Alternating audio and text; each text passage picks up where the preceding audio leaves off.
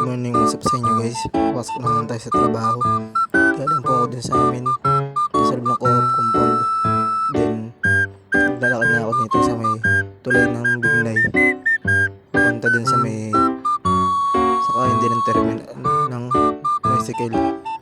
Fast forward, nandito na ako tayo sa may Amparo. Papunta dun sa may tricyclean.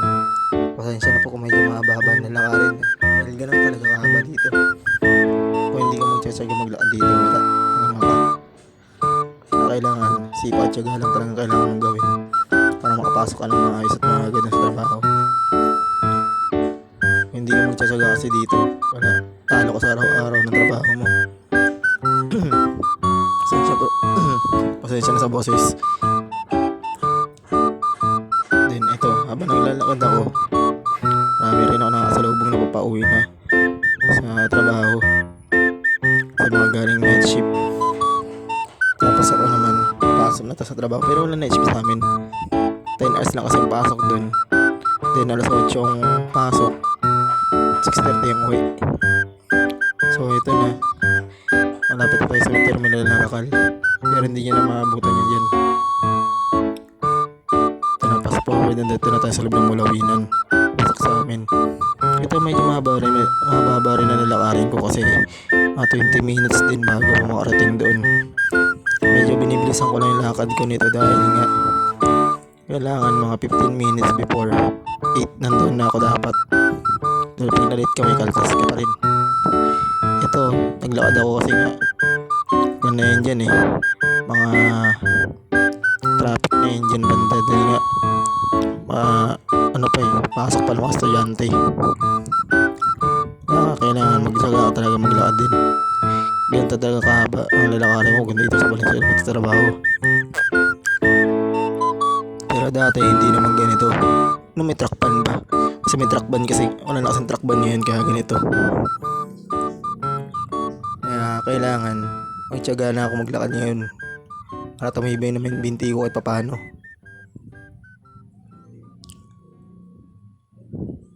So, good morning sa inyo guys. Dito tayo, papasok naman tayo sa trabaho. Dito na sa loob ng compound. Lalakad papunta doon. So, update ko kayo mamaya pag uwi. Kasi nagmamadali na rin ako. Okay, mamaya na lang. So, ito na nga, panaglalakad na ako papunta dito sa amin sa trabaho. Hinihintay ko na lang po yung ilang minuto na lang din po para makapasok na rin ako dyan. Ito nakakatawa sa amin sa lugar namin, may talahiban. Kaya minsan pag dumaan ako dyan, naglalakad ako dun sa kabila kasi nakakatakot, baka may bigla sa mulpot. So ito na nga, pumunta na tayo dun sa may trabaho namin, dun sa may saan ginagawa yung mga karton.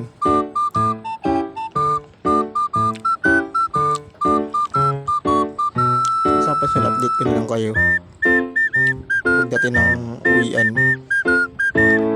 namin dahil nga sahod namin yan araw ng Biyernes. Kaya mamaya pag uwi mamimili ako ng uran, mapambaon ko pa ng isang linggo.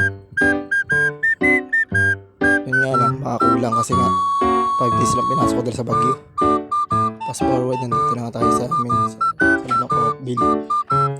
Ganito yung tsura na lugar namin pag madilim, basta yung paggabi. Maliwanag lang naman yan dito sa may sa may kanto dati, pero dati madilim dyan. Matataas ang talahib, matataas ang yan ko na yan, alphabet na yan, dati nga na yan, damuhan yan. Kaya pasalamat na lang din kami nagkaroon na ng ganyan, kung hindi delikado. So ilang ko na lang paparating na ako sa amin. Kaya hanggang dito na lang tayo. Susunod na video. See you next time guys.